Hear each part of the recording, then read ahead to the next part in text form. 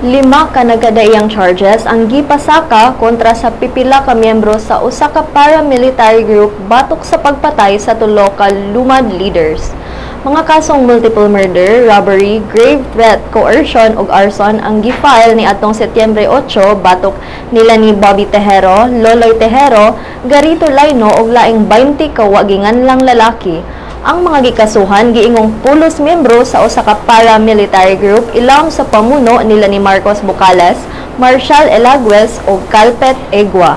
Kay nung dumang duha ka leader sa lumad nga grupong Manonganga nga sila si Jonel Campos og Belo Zinso ug si Emerito Samarca nga Executive Director sa Lumad School sa maong lugar ang gipamatay ni atong niaging Setyembre 1.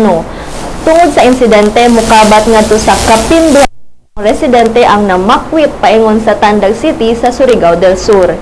Sigo ni Gillian Enrique, Manovo resident gikan sa Lianga, nga hustisya ilang gikinahanglan og kung mahimo patyon ang mga nagpasiugda sa kasubot.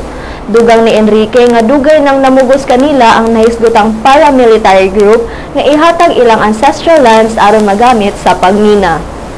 Apan dugang ni Enrique nga dili gyud nila mahimong i-give up ang ilang kayutaan bisan og bayran pa sila kay kini man ang ilang napasa ngadto sa sunod pa nilang mga henerasyon.